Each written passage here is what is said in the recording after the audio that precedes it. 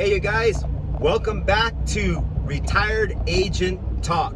I am your host, Paul Silva. A little bit about myself if you haven't watched before.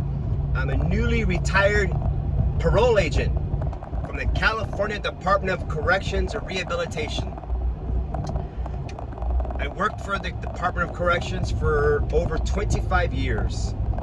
5 of those years, when I first started in 1998, was a correction officer at Chuckawalla Valley State Prison in Blythe, California.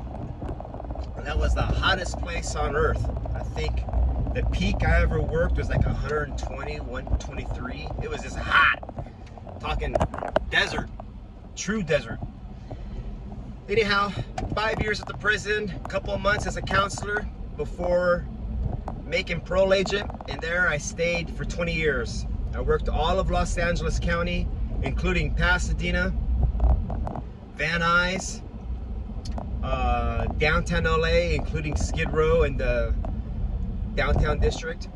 And then I transferred to Riverside County last five or so years.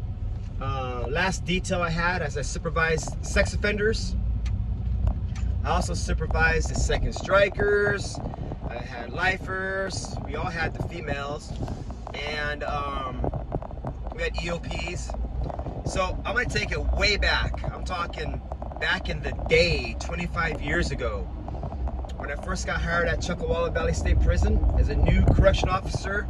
I was super gung-ho, as most officers are.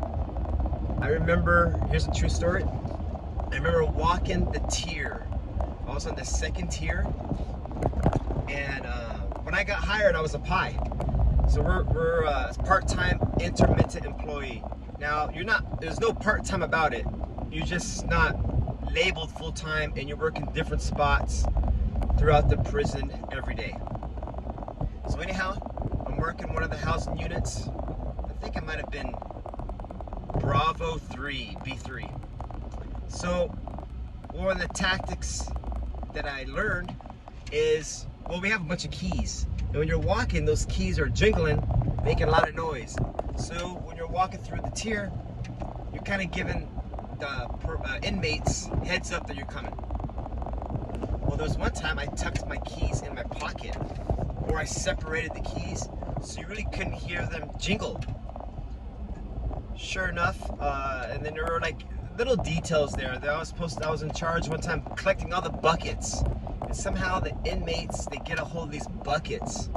Now buckets, to us, this is the bucket. But to an inmate in a prison, you could do a lot of stuff in that. Wash clothes, etc., right? Well, there's one particular inmate, I didn't even know who he was. I didn't know much about him. I didn't know anybody, actually. I didn't know anyone. So I come across this bucket, and I tell him, hey, we gotta pick the bucket downstairs. So I kick it just to tap it to see if it's full, empty, or whatever. And it was full. I'm talking, the bucket didn't even move. I'm like, what's inside here? He says, oh, I'm washing clothes. I'm like, well, rinse them out and hang them up. I need that bucket. He's like, oh, I can't do that. So now it's kind of like a little standstill. I'm sorry, but the truck is bouncing. It's a standstill, kinda. He's like, I'm telling him, bring the bucket downstairs, and he's saying he can't do that. And he's looking around. Now this guy was an older guy. He's like, yeah. He's like, you know how many years I've been here? I'm like, 2. He's like, I've been here. I've been down for 18 plus years. He starts giving me his inmate resume, which I never give a shit for. I don't care how many prisons you've been to, how many people you stabbed, how many times you took it up your ass. I don't care. I didn't care. And I didn't tell him that. I was just listening to his bullshit. So I said, well, he had a lid on there. When he had that lid, I popped the lid, and it stunk. It stunk like a weird smell I've never smelled before. And also, it looked like throw up. I said, what the hell is this? Long story short, it turned out to be Pruno. A shitload of Pruno, like 5 gallons worth. So I said, well, that's what you're gonna do. You're gonna empty that bucket and then meet me downstairs at the podium. I said, better yet, I want you to go show my partner, he was a senior officer at the time, come downstairs, show my partner that, and then we're gonna empty it. So then I go downstairs, I tell my partner what I discovered. My partner's kind of letting it right out because he's the regular officer in there. Now, I don't know any better, I don't know anything. So maybe this particular inmate, and all inmates do this. So if you're an inmate watching this, you probably have done it, and if you haven't, you're probably lying, or you haven't yet. Because in my experience, like I said, I've been doing this for 25 years. Every inmate, when pressed, they tell. All of them tell. I supervised Mexican mafia, dude. I remember this guy. Side note, we were locking him up for some parole violation, and he was trying to give us some game on the streets. I'm like, aren't you supposed to be like Mexican mafia or whatever? But of course, he was a dropout, and once they start telling, they know it's gonna benefit themselves. So anyways, my partner at the prison says, whoa, that guy, he's a lifer, he's one of my porters. I'm like, so what does that mean? What it meant is this particular lifer would give the officers every now and again, hey, game on who's bringing in the bullshit. This is before cell phones. This is when cell phones, when you paid by the minute, so it's too expensive, so no one was bringing in phones. Tobacco was still legal. I mean, no, you could not smoke in the building, you could smoke outside. That's how long ago this was. So, inmate would drop little hints to the officers. This is where this bullshit is, this is where this contraband's at. This to kind of keep his play good. Long story short, that inmate came down, humbled, because he got caught by a brand new CO. I'm talking brand new. I was there maybe like 2 months. Brand new CO, and he's supposed to be this lifer of all this lifer experience, whatever that means. And he emptied it. He poured it out right there outside the building in the dirt. And my partner said, well, you could write him up. You can give him a 128, 115, or a verbal warning. Well, I just followed suit with my partner. I'm like, okay, we give this guy a verbal warning. I said, I could write you up. This 128, it's gonna hurt you when you go to the board. Blah, blah, blah, blah, blah, blah, blah, blah, blah. So, one of my stories of the prison, you're gonna catch that all the time. I used to catch a lot of people doing tattoos. That was before I had my own tattoos. And I gave my share of 115s. And my thing is I didn't want to be patting these guys down and they used to be bloody. Because some of them, they didn't know how to do it right. Or I didn't want to be patting them down and come across a little needle, which really wasn't a needle, it was just a guitar string uncoiled. But nonetheless, there is my Chuckawalla Valley State Prison story from way back in the day. That inmate, he could still be in prison, but he's probably out by now because they kicked out a shitload of lifers. And as long as he ran like a half-assed program, they're kicking him out. So, and I think run across a couple as an agent. One particular inmate, I forgot his name.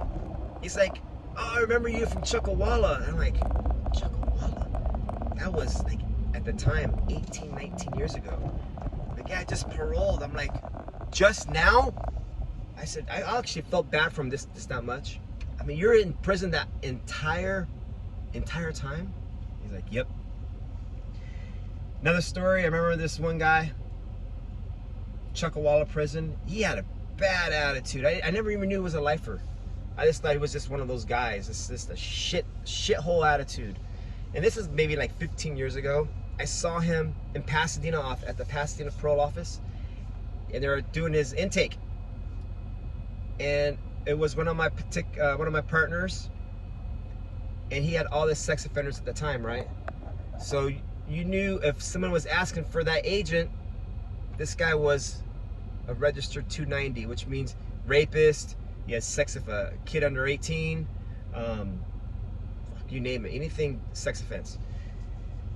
So this inmate was badass in the prison, bad attitude, just like a shitty guy, right? I see him getting his mugshot, and he looked really humble. I'm like, hey, who's your agent? He didn't say. I looked behind the camera, it was my partner, that's the sex offender agent. Then I look back at him, I'm like, now I get it, because now he has to deal with registering, having that monitor, being on the Megan's Law, which, if you guys are watching this, I highly recommend going on that website, punching in your address, and seeing what registered sex offenders are in your neighborhood.